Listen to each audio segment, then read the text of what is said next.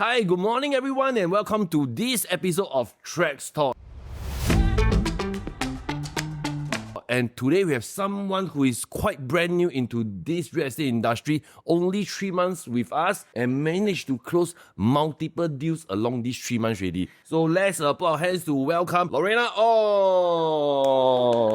So before I kickstart this session, so Loriana, you want to do some introduction about yourself? Introduction about myself. Hello, I'm Loriana. I'm actually from the science industry. I actually did a mid-career switch because I travel too much and I feel that I don't sleep enough, jet lag. Plus, I have young kids at home, so I want to have a more flexible hour to spend more time with my kids and spend more time on myself. So what makes you want to explore the real estate industry? I do investment myself. So, someone from your team, which is Joyce. Yeah, my sister. My sister, okay? Yeah. Yeah, so she actually helped me with my property asset accumulation actually for the last 10 years, I think. So my asset progression, actually, she helped me.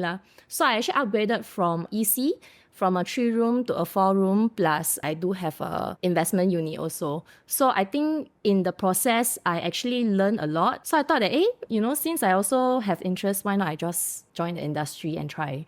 So do you see the importance of why I think not only you or me or I believe almost every Singaporean itself, is it important to always keep changing house every 3 to 5 years? I think it's important. So I think a lot of times I actually tell my client, you know why Singapore so many millionaires or not? Because they know how to every 3 to 5 year flip and they know how to leverage on the fact that they are still working. They can earn a comfortable income, leveraging the income to leverage the bank loan.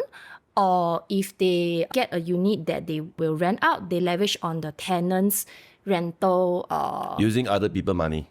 Correct. Yeah. Okay. What we term as OPM. So I think also importantly is not only talking about become like Singapore got a lot of millionaires and all. I mean, ultimately importantly is every individual Singaporean, they should constantly elevate their own asset. And then of course at the end of the day, they already understand the fact that they do have how much property net worth that they want to achieve. I think that is very, very important. So which is why for real estate agent like all of us, we always try our best to educate and to let the consumer actually see why they should be doing this step along the journey of their real estate journey. Okay? So I got a few questions for you right over here. Okay, so there's no right or wrong answer. So just to give your honest opinions on all these questions that I'm about to ask. Okay? Sure. So the first question over here is, what is the one most common mistake people often do while buying a home? I feel like I see quite many clients, they don't want to get an agent to represent them as buyer agent. I personally feel that it's a big mistake. Whether today you pay a fee to the buyer agent or not, HDB or private, I think it's important because you have somebody that is on your side. So this somebody can actually understand what are your needs. Then they can actually do the research and help you collate the listings for you to see and make decision.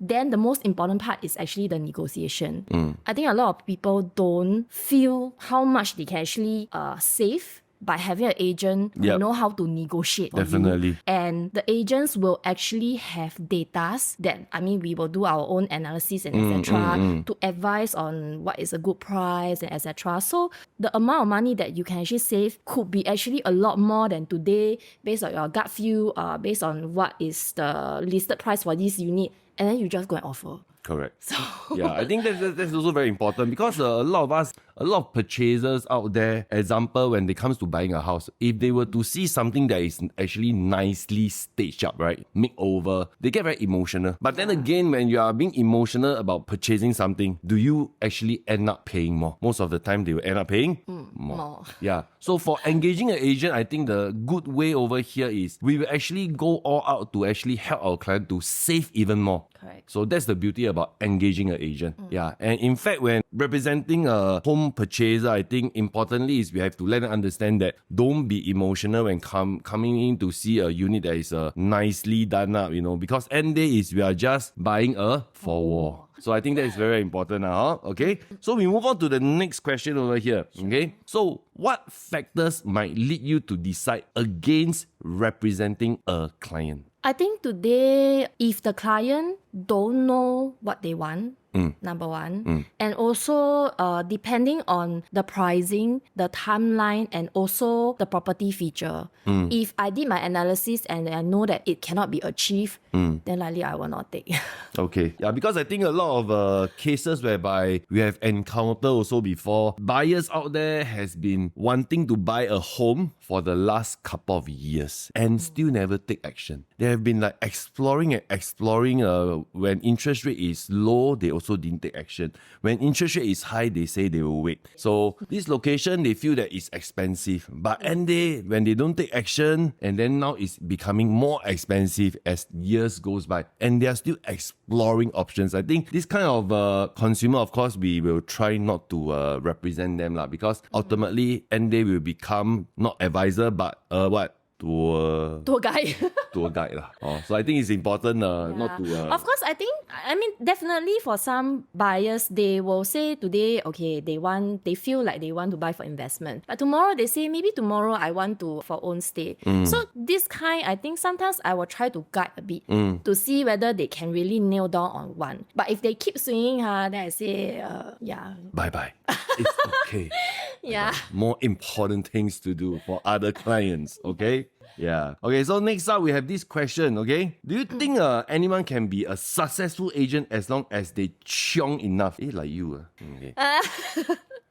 So, okay, I think it depends on what you define as successful. To me, at least, I'm at a stage of life where, to me, successful in doing property is more having a satisfied client. If my client is happy with whatever service I provide, to me, that is successful. So if based on this fact, right, yes, of course, being hardworking is important, but you will also need to level up on your skill sets. Having the right skill set to be able to help your client achieve their need is very important. Of course, that one is to understand what is their need lah. Everybody's need is different. It can be, I want to buy a few good unit. I must go in, I must like the unit. Or maybe for investment, I must buy something that I feel that I can earn the most. So once I understand the need, then it's going down to finding the unit, the negotiation, managing the timeline. Actually, there's a lot more to just, chiong. So it's not so much about just chiong because in some way, I also remember when you first start out, you super chiong. But I think as times goes by within these 3 months, I think you mature a lot in terms of sometimes if you chiong too much, the excitement too high, and when you didn't close anything, the excitement actually dropped. So when the excitement drop, that is the danger part. Yeah, you but may spread too thin also actually when you are too diversified. Correct. So you need to actually focus. I realize, yeah. So I think also very important is within the last, I think 2 months or so, you really focus on one thing that few leads to actually work on it. That's why you actually manage to close, right? Yeah. I think that one is actually very, very important. Okay. So the next question we have over here. What is the one neighborhood that you would avoid buying property? Maybe I haven't seen enough, I feel. But to me, I won't restrict myself to any area if I'm buying for myself. Wow, good answer, yeah. Because at the end of the day, for any district, if I can find something that is lower than the average per square feet, or whether it's new launch or a resale, or today maybe I may be a seller that urgently want to sell. Distress sales. Sell at a very good price. Okay. Then I should not take meh? Should take. And you should recommend to your client to take it as well. Yeah lor. Yeah. So I will not restrict myself.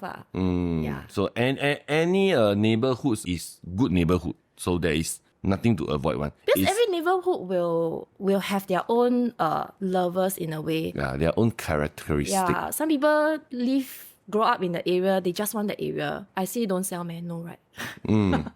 True also. Yeah. Fair enough, all these answers I feel also. Okay.